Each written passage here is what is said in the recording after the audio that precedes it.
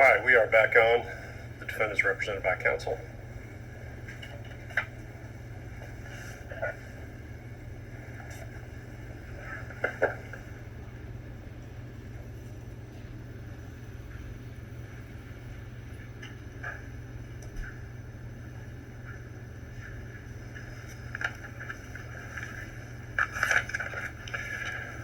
All right, the way the court's going to address this, I'm going to make a few remarks and then address each one of the defendants with regard to sentencing. And the remarks are intended to be general, but also taken into consideration in the individual sentencing portion of the court's statement. So that's how we intend to proceed. So the court has heard the evidence in the case, has accepted the jury's verdict, listened to the presentations here today in aggravation and mitigation, and candidly have spent a lot of time thinking about this. This is a case that has taken a lot of time and energy on a lot of people's parts, and has been a case of note, not just in this community, but really in a lot of communities. What we're here today to determine is what an appropriate sentence is, quite separate from the notoriety of the case and any other outside influence that may exist. And so the court is going to be very careful in explaining that the court has considered just the evidence and what is appropriate under the circumstances of this case to consider in the Superior Court. So that all being said, let me start with this statement. As we all now know, based upon the verdict that was rendered in this court in November, Ahmaud Arbery was murdered. It's a tragedy. It's a tragedy on many, many levels. On February 23rd of 2020, almost 2 years ago, a resident of Glenn County, a graduate of Brunswick High, a son, a brother, a young man with dreams, was gunned down in this community. As we understand it, he left his home apparently to go for a run, and he ended up running for his life. He entered the English home at approximately 1:04 p.m. and left that home at about 1:08 on that day. At 1:14, Greg McMichael calls 911 to let them know that there's a black male running down the street. And within moments, Ahmaud Arbery is shot and killed. The three men that are now before this court chased him in a residential neighborhood for at least 5 minutes in pickup trucks, armed with a shotgun and a .357 revolver. The state mentioned this today about the time period, but I do want to put that time period in context. And the only way I could think to do so may be a little theatrical, but I think it's appropriate. I want to slog at a concept of time. So what I'm going to do is I'm going to sit silently for 1 minute. And that 1 minute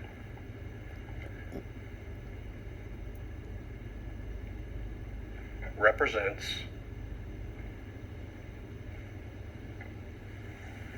a fraction of the time that Ahmaud Arbery was running in Satilla Shores.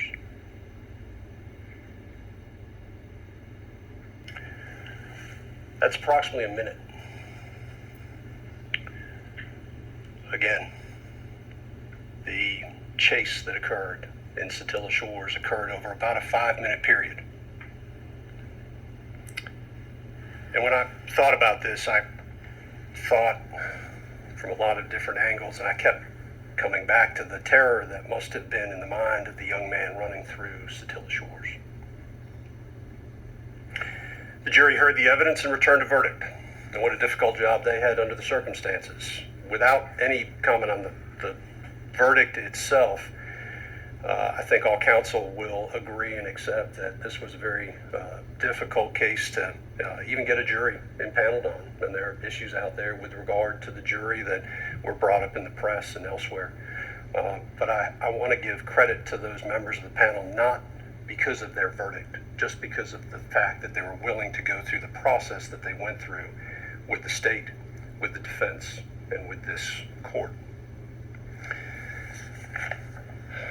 We're here today to sentence the defendants. In discharging the duty, this court is required to consider all mitigating and aggravating circumstances. The court has considered those circumstances, including but not limited to all aspects of the crimes charged, the past criminal record or lack thereof of the defendants. I've also considered any lawful evidence which tends to show the motive of the defendants, their lack of remorse, their general moral character, and any predisposition to commit other crimes. Now, I think in this case, the record speaks for itself, and the defendant's own words, I think, guide this court with regard to sentencing. Went back through my notes and other resources to pull some of the quotes that we have in this case. I'll start with Greg McMichael. In my opinion, Greg McMichael, very early on in this, tried to establish a narrative. He made comments like, Ahmaud Arbery was trapped like a rat. Stop or I'll blow your, and I won't repeat it again, head off. He effectively admitted that he wasn't sure what Ahmaud Arbery had done wrong. Quote, I don't think the guy has actually stolen anything out there, or if he did, it was early in the process. But he keeps going back over and over again into this damn house. Again, back to the narrative. He told Travis, you have no choice. Told another individual at the scene, this guy ain't no shuffler, this guy's an asshole. Comment that he wanted him, Ahmaud Arbery, to know that we weren't playing. If I could have gotten a shot at the guy, I would have shot him. Travis McMichael claims he was in shock. But it's interesting because he talks about his concern for his child and his own well-being. Part of this was while the victim was actually laying there in the street. Commented, this is the worst day of my life. Well, I think it's been touched on here today. There were other individuals that were impacted. I'll look at the video of this incident. When I say the video, I think everybody knows what we're talking about, but there was one part of it that struck me as absolutely chilling, and that is, I believe it's in the enhanced video provided by the GBI. There's a frame where I believe Ahmaud Arbery, it looks to be, if he's 20 yards out, that may be close, 30 yards out. And it's the frame of Travis McMichael lifting the shotgun to fire at Ahmaud Arbery. And you watch that with context. I want to say context after hearing the evidence in this case. Again, thinking about a young man that had been running at that point for almost 5 minutes. And it is a chilling, truly disturbing scene. And we got there because Travis McMichael's father saw Ahmaud Arbery hauling down the street and calls out, let's go.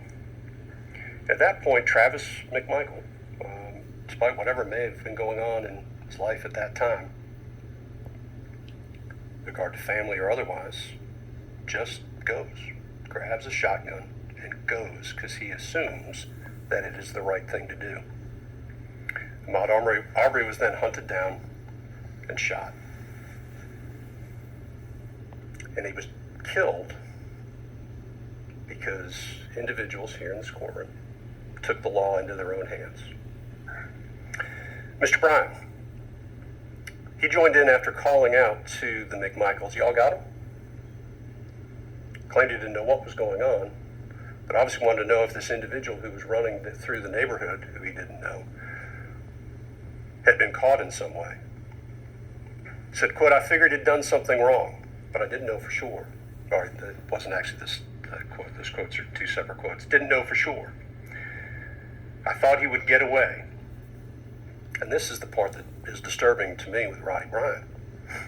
If the guy would have stopped, this would have never happened.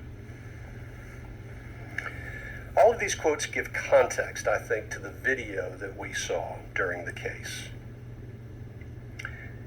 And Miss Wanda Cooper-Jones this morning made a statement that I think when you look at these statements and you see the videos is very true.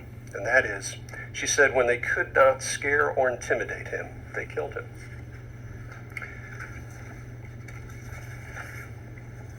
There's been discussion about remorse. And I agree with counsel that it is dangerous for defendants who have multiple prosecutions against them to make statements of remorse.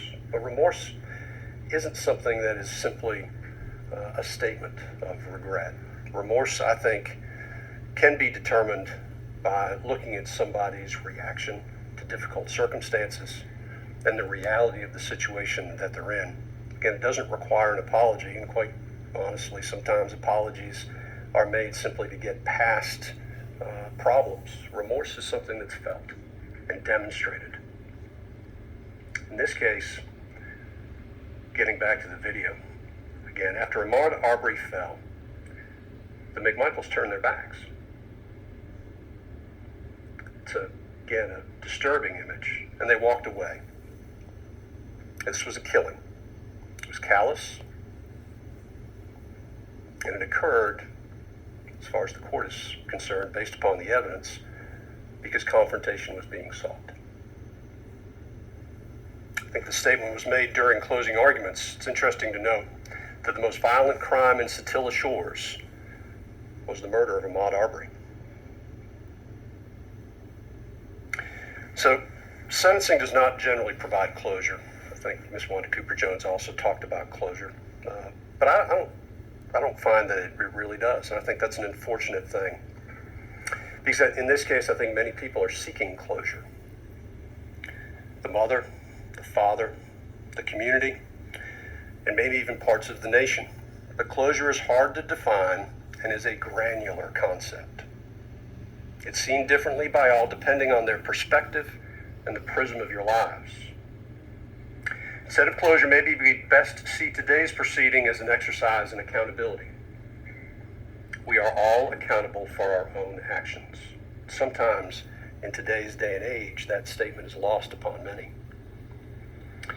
And today, the defendants are being held accountable for their actions here in Superior Court. Today demonstrates that everybody is accountable to the rule of law. Taking the law into your own hands is a dangerous endeavor.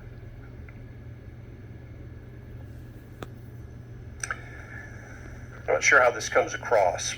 I'll say it anyway.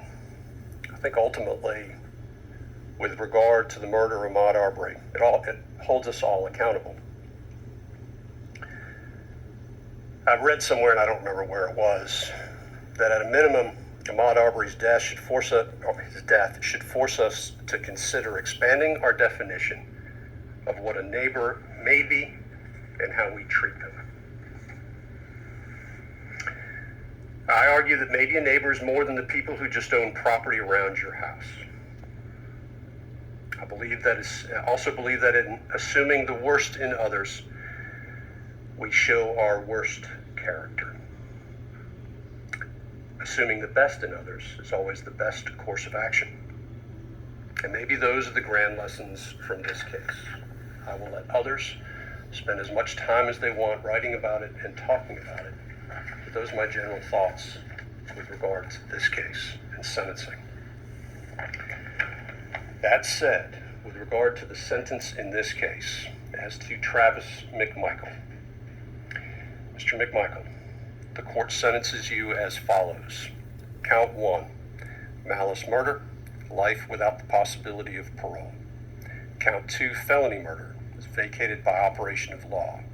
Count 3, felony murder, vacated by operation of law. Count 4, felony murder, vacated by operation of law. Count 5, felony murder, vacated by operation of law. Count 6, aggravated assault, merges into count 1. Count 7, aggravated assault. The court sentences the defendant to 20 years consecutive to count 1. Count 8, false imprisonment, merges into count 1. Count 9, attempted false imprisonment, 5 years concurrent to count 7. That is life plus 20. Greg McMichael, the court sentences you as follows. Count 1, malice murder, defendant was found not guilty. Count 2, felony murder, life without the possibility of parole. Count 3, felony murder, vacated. When I say vacated, it's vacated by operation of law in all cases. I'm not going to repeat it. Count 4, vacated. Count 5, vacated. Count 6 merges into count 2. Count 7, aggravated assault, 20 years consecutive to count 2. Count 8, 10 years concurrent to count 7. Count 9, 5 years concurrent to count 7. That is life plus 20 years. Roddy Bryan, I do want to separate a little bit because the state is making a different recommendation. And despite the back and forth that Mr. Goff and I had during this case, I do want to point out a couple things that he raised that I think are appropriate to raise with regard to the sentence. As far as the remorse, I think Roddy Bryan stands in very different shoes. It is obvious from the beginning that he questioned the tragedy that had occurred at the scene. It was on, I can't remember whose body cam, but the body cam, in fact, questioning whether or not what had occurred, and then took steps early on in this process, I think, that demonstrated that he had grave concerns that what had occurred should not have occurred. And I think that does make Mr. Bryan's situation a little bit different. However, Mr. Bryan has been convicted of felony murder, and I do not believe it can be disputed based on the facts of this case that the verdict was an appropriate verdict based upon the evidence presented, at least. And when I say appropriate, what I mean is legal. Except I believe there's been some discussion about some differences between Mr. Bryan and the McMichaels. There may be some differences, but it does not change the fact that was it not for the fact that Mr. Bryan used his vehicle in a way to impede Mr. Arbery's course of travel, this may not have ever occurred, and that is sufficient for felony murder. He did cooperate with law enforcement. I will point out Mr. Goff 1710-1B. There's actually a case out of Chatham County that says it would not apply under the circumstances of this case. So the court recognizing that Mr. Bryan's position is different. Again, Mr. Bryan was found not guilty on count 1 and count 2. The court sentences Mr. Bryan to life with the possibility of parole on count 3. Count 4 is vacated. Count 5 is vacated. Count 6, the defendant was found not guilty. Count 7 merges into count 3. The defendant is sentenced to 10 years consecutive to count 3 on count 8, and 5 years concurrent with count 8. Both of those counts, though, will be suspended sentences, which gives Mr. Bryan a life with the possibility of parole sentence. Those are the sentences the court having pronounced sentence. First, with regard to Travis McMichael. Mr. McMichael, you are hereby notified that under the law of Georgia, you are entitled to appeal the guilty verdict of the jury, and if you decide to do so, you must file your appeal within 30 days of this date. You are also informed that you have the right to retain a lawyer of your own choice to represent you on your post-trial motions and appeals to the appropriate appellate court of Georgia. If you cannot afford a lawyer, the court will appoint one for you. You are entitled to and will be given a transcript of all pretrial, trial, and post-trial matters without cost to you if you cannot afford a transcript. You may file a motion for a new trial, or you may appeal your case directly to the appropriate appellate court of Georgia for review. You are also advised that the statute of limitations for habeas corpus in this state is 4 years in the case of felonies and 1 year in the case of misdemeanors. The statute begins to run from the date the conviction becomes final. Now I'm just going to recap really quick this jogging video. And I must warn you, it is graphic.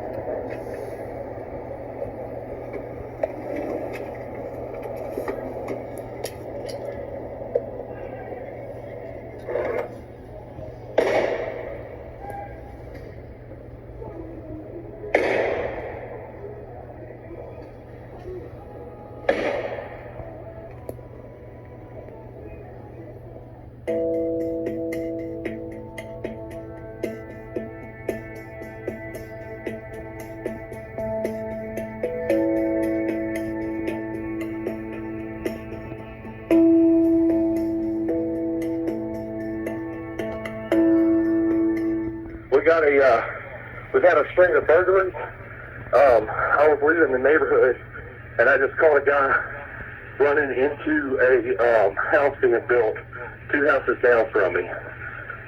When I turned around, he took off running into the house. Okay. What did he look like? It's a black male, red shirt, white shorts. There were no such string of crimes that had been reported. There was an unidentified man walking through, one of the houses, but he didn't take or disturb anything. That was the only I thing. just want justice for my son. I just want them to pay the price for the crime they did. He didn't deserve that because he was a very good young man. Justice for Ahmaud! Justice for Ahmaud! Justice for Ahmaud! Justice for Ahmaud!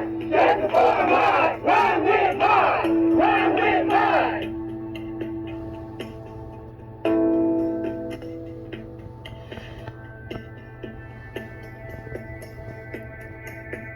Please like and subscribe. I am just so happy that justice has been served in this case. I think the judge has used them as an example, but that's just one. So I don't think no one would really take a heed to that example. So please like and subscribe. Love you. Ciao.